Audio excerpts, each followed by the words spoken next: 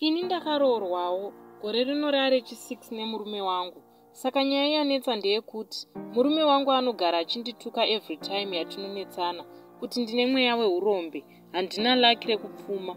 Hanzi naiye vakadzi vamwe nevamwe vane nyasha dzavo, saka ini hanzi ndingori muparadzi palife yake. Truly speaking, murume uyu ndakasvika asina anything. Ndaingozonzwa nehama dzake kuti aiva akapfuma before, and munhu anotombofamba nemota, asi zvinhu zvakazongopera before andiroora. Saka ini paakandiroora ndaitovewo mwana wechikoro, ndobva tagarisana kudaro. Akatanga kushanda, asi ndobva ndangokwanisa kutenga mubhedha, stove nemapushing tray chete. Mind you, pandakaroorana naye aiva asina zvese izvi.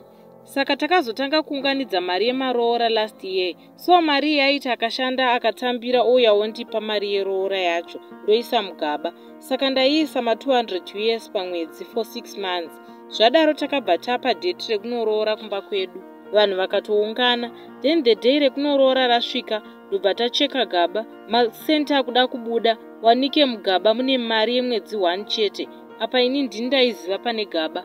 Murume vaakabva ati ndini ndatora mari iya, iniwo mari handina kutora. Iniwo apa mari handina kutora, handitozive kuti zvakafamba sei up until now. Saka zvakatova zvinhu zvakanyadzisa zvekuti kubva musi iwoyo vanhu vese vekumba kwedu vakandishora, vakati izvori shuwa unganyepera vanhu vakuru vakaita sesu, imbo pasina chamakaronga. Vedu weye, ndakanzwa kunyara pakaitika zvinhu zvakadai so izvi. Saka izvezvi anongondituka everyday achiti iwewe ndiwe unokonzeresa zvose zviri kuitika mukati muupenyu hwedu, zvekushaya mari nekuita sei. Hanzi utori mweya wakakugara.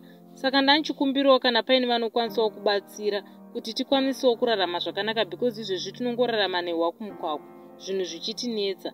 Kana paine vanokwanisawo kutibatsira neadvice, kana kuti vanokwanisa kubatsira pachipostori, asi kuti zvemachechi chete, isaiwo macontact details enyu mucomment section.